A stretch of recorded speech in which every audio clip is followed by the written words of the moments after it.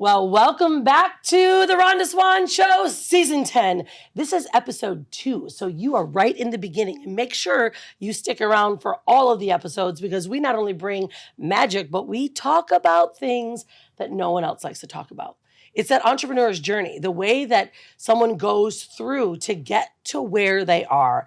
That's what we uncover here. And on episode 2, I have an unbelievable guest.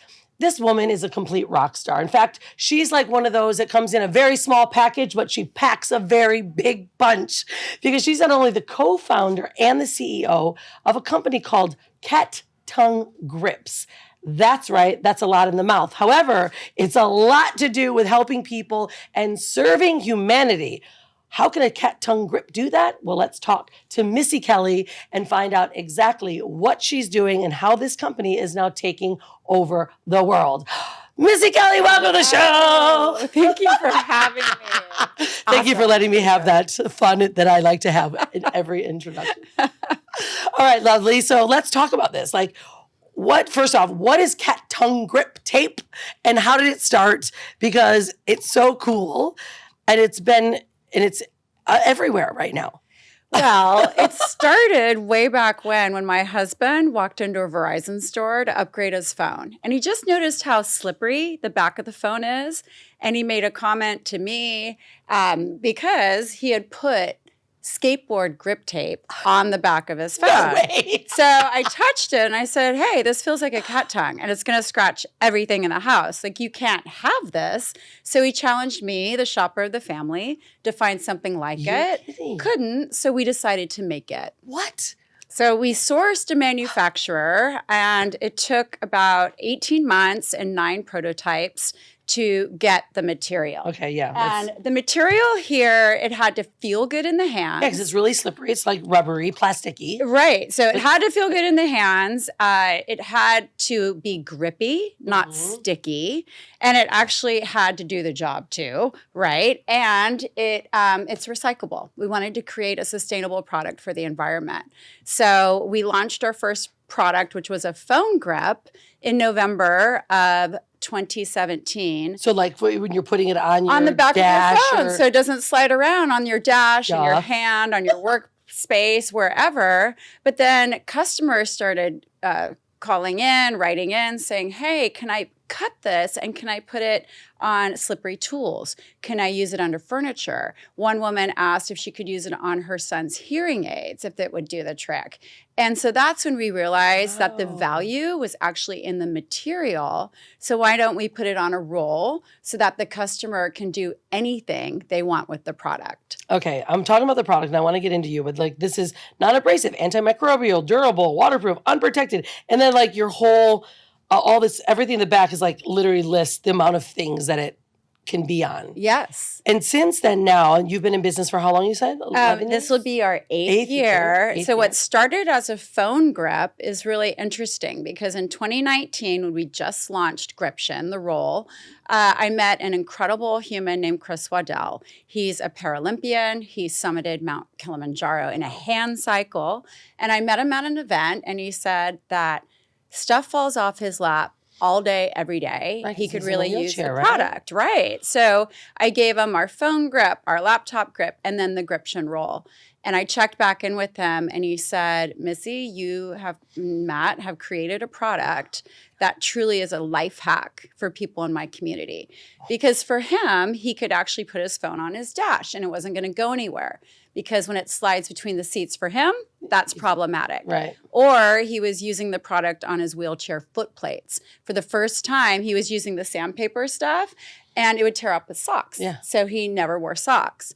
And for the first time in 30 years, he could be at home in his socks and not worry about his foot falling off or, because that, again, would be problematic. But you don't think about this unless you are putting it in a position where it's actually effective.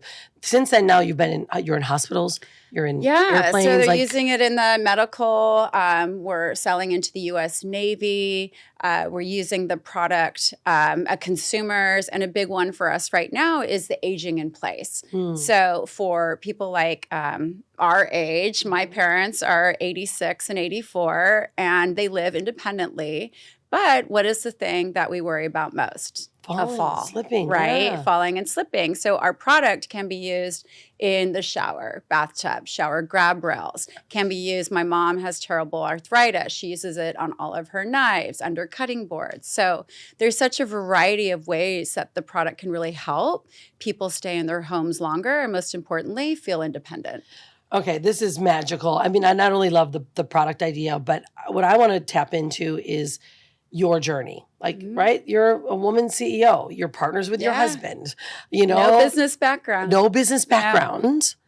No kidding. Yeah. So, all right. So tell us a bit about what were some of the biggest struggles that you've had growing and how did you overcome them? Yeah. So sometimes I feel that not having a set plan was the best plan because for us and for me as a leader in the company, it was really listening to the market. So what was the customer desiring? Where the door of opportunity would open and it's stepping through it, not knowing what's on the other side. In some ways, our CFO say, give me numbers on this, wanting to quantify. Right. And I just felt it in my intuition that this is what needed to be done. So I'd say that for me, growth, not only as a leader, but as a person, and really working on my mindset, because I did struggle with that perfectionism, imposter syndrome, working in industries that are traditionally male dominated and being the only woman with, as I'd say at a trade show sometimes, U.S. Navy is one of them. It's me and, 25,000 men. Dudes. And maybe like 4,000, women too. But you feel that, really. Yeah, for sure. I mean, obviously I'm also a woman CEO, right? Want to run a large company. And do you often or ever feel like you've got to be perfect or you have to have all the answers and feel like you can't actually make a mistake? I used to. Yeah, I used to. I'm pretty control oriented. I'm a Virgo. And for me, that was something I had to learn early on, to know that even though I thought that my way was the highway, that was not a way we are going to grow our company. And it was really depending on the team, listening to the team, being empathetic, understanding that it's not necessarily my way, because there are a lot of amazing ways to do it that maybe I had never thought of. Yeah, I can feel that. And when you don't have a lot of business background, right? Were there others that were even smarter than you? They were like, oh yeah, I'm an intelligent person that I know I'm not the smartest person in the room, especially when it comes to business. So on the number side, especially diving in and putting people around me and trusting in them and trusting in my intuition in hiring them and depending on them. It's been an incredible journey. So you talk about intuition a lot, right? That's been coming up. I've heard you say it 3 or 4 times. How does intuition play a role in not just like, okay, I feel this, we should do this, but like, many would say, oh, that's so airy-fairy, right? Oh, these women that are in CEO roles, they talk about intuition, they talk about empathy, but let's really talk about it. Like, what role does it play and how important is it? And what maybe gaps might we be missing if some of these others are not? I think it's, intuition ties into me or for me with vision. So I had a vision very early on with this company to help millions of people improve their day-to-day living around the world. And that vision is grand. However, it's something that got me up, keeps getting me up every day. It's something that fires up my team. And to have that vision for where we're going to go, and that's the end vision. And there's going to be curveballs and good days, challenging days, so many things going on around us, pulling us in different directions. And that intuition to listen to my gut when something doesn't feel right. And then maybe I need to explore that further. Or maybe your mind is saying, no, this isn't good. And you're like, but there's something about it. Right? Yes. It's that knowingness. It's really that knowingness and faith that I can see this through. And this product is a really good example of that. We launched this last year. It's a glow-in-the-dark product. And that's something that the customer was really desiring, especially when we work with safety with large corporations that use our products in their facilities to enhance safety for the employees. And it seemed like it would be a really easy thing to just add some photoluminescence. Let's create a glow-in-the-dark product. But be told about 3 times along this journey it wasn't going to happen. But I knew it was going to happen. And I trusted that our manufacturer was going to figure it out. And he did. And this product is amazing because you think of elderly people again. Right. In their homes. You can put this on light switches. You can put it on a tricky step. You can put it on items that they need to grab in the middle of the night. I feel like I need that on my steps. It's pretty. It actually glows for 6 to 8 hours, and it's a bright, brilliant green. But that is an example of having a vision for where the product's going to go and being told over and over, no, it's not going to happen. But I knew it was waiting to be birthed. Yeah, I mean, and that's also more product development. It's more investing, right? So you've got all your finance, all these. Usually, it's the men going, "No, we can't do that. We can't do that. It's going to take us too much life." All the time. That is true. But how do you decide which is intuition and which is ego? Well, and I do feel that in this case, because we are, this product came out fairly recently, about a year ago, I had some backstory to help me in deciding and maybe challenging those. And that said, it couldn't happen, or that the expense of it wasn't going to play out in the end. But I had made good decisions up until then. So, well, that's good. I mean, so let's go a little bit deeper now, because now that you've been, 8 years in business, you're co-founder of a company, you're a CEO, you're, a woman in a male-driven, dominated industry, but you're now taking the work, what you've learned, and you are looking to support other women in business, other CEOs in business. Share about what Born for Impact really is about, and what are the type of people that you're looking for?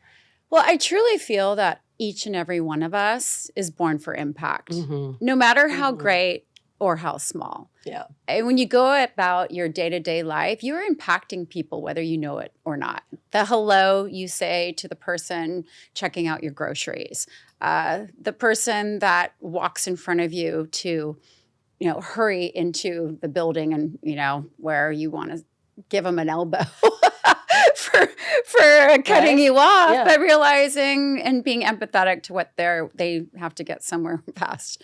I feel that for me, using my story and my platform, that you can live life at any age, amazingly, abundantly. It's never too late to start your next chapter. That for me is really important, because I feel that health, wealth, relationship, business, they're all so intricately entwined. And mindset is everything. People ask me how I've been able to grow our company, raise kids, be on boards, do the things that I do. And it's really like you're moving around a lot. It's my mindset. Yeah. It's my mindset of that vision, that desire to make it happen, that burning desire to wake up every day and want to make a difference. And it's the knowingness that it's done. It's going to happen. But it's taking that inspired action every day. And it doesn't have to be big movements. It's those little things, those mini feats in your day that get you closer toward your goal. Yeah. And what do you think, like someone's like, okay, I get that. I do every day, but man, I'm tired. I've got so much to do. Like, what are some of the tools and techniques that you teach along with your coaching program that you do for this? Because I think that, we can say, just get up every day and do the thing. And I always say, you got energy to do the thing, just do the thing. However, sometimes I'm like, I don't want to do the thing. You know what? It's the will. And that's a piece of it, is that discipline. That's, I think, what I mean, of course, there's those days I just want to lay in bed. It's snowing outside, watch Netflix, curl up with my dogs, right? Yeah, and that's okay. That's okay. That's Yeah. having That's self-care. that self-care, that compassion, because Yeah. I truly do feel that we have to put ourselves first. Yeah. And some would say that's selfish. No, self comes first. Yeah. And it's okay to be selfish Mm. because that's how you're going to have the energy to serve everyone else around you. In most women, it's hard for women. So hard. Right? It is. I mean, right? Yeah, It's hard. we give it wanna all. We give it all. We give it do. all to our families, our partners, our children, our communities, Yeah. our pets. And if we don't have any energy left at the end of the day for ourselves, then you're just going to burn out. Yeah. You're going to be tapped out. You're not going to have that self-compassion. You're going to have those feelings that I'm not doing enough.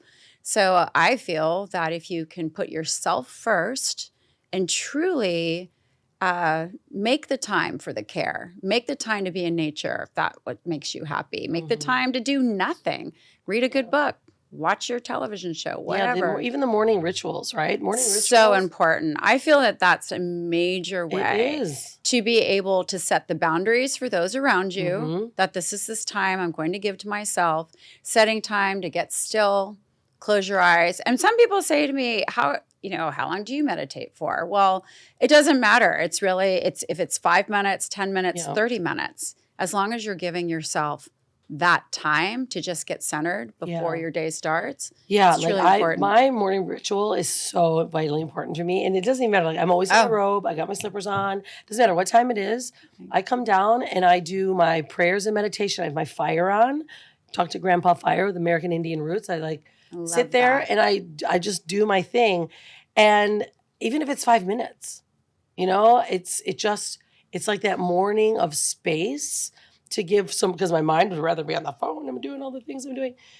And I think that just reminding people, giving them the permission that women like you, women like me, are doing this type of work for themselves to help themselves get better and greater. Well, my family knows my morning ritual is non-negotiable, and even my dogs.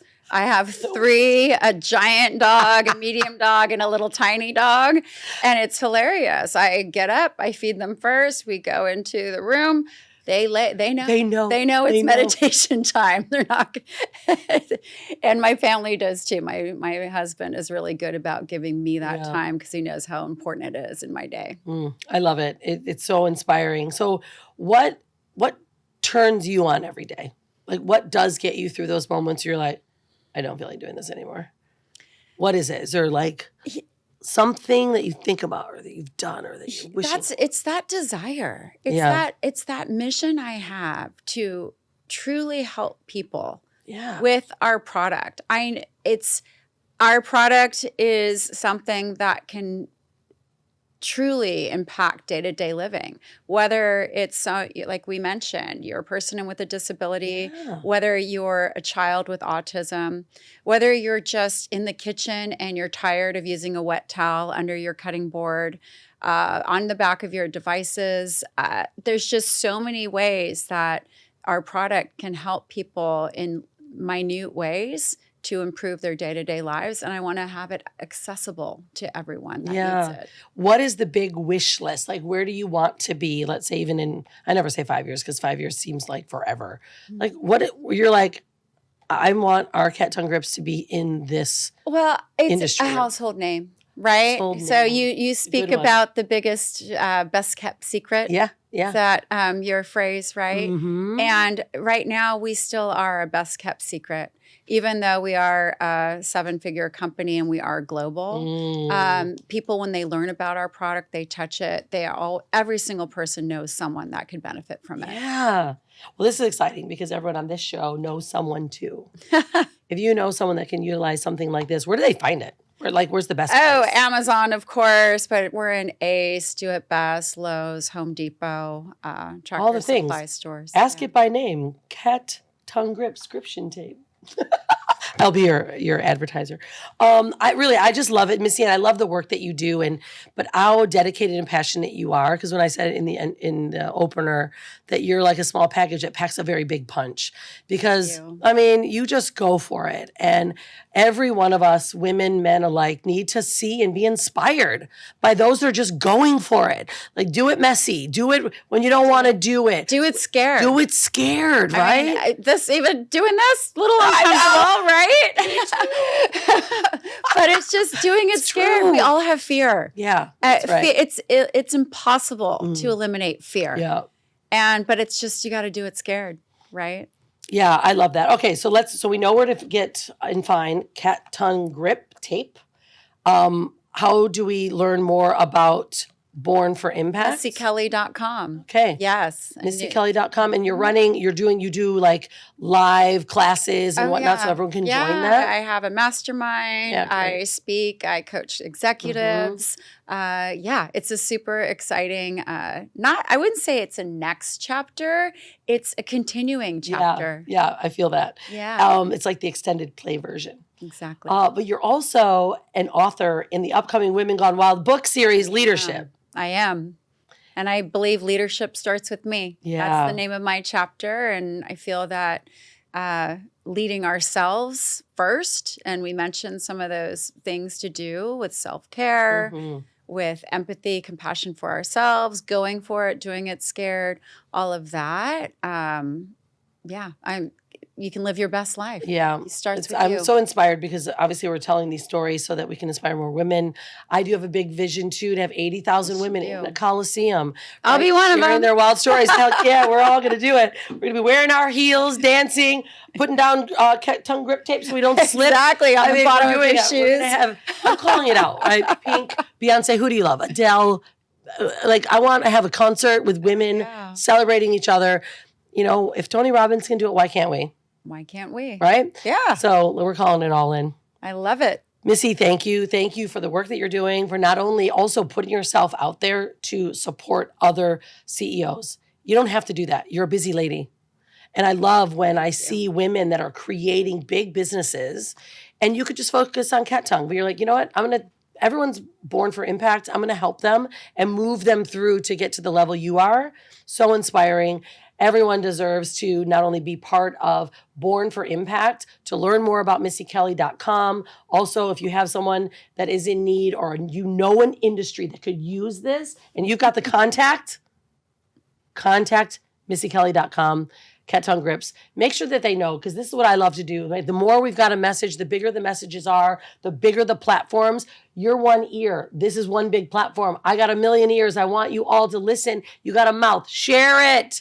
Share it. Tell more people about it so that we can help change the world and leave an impact. Well, everyone, thanks for being here for episode 2. Look forward to seeing you next time. Don't forget to be unstoppable and stay wild.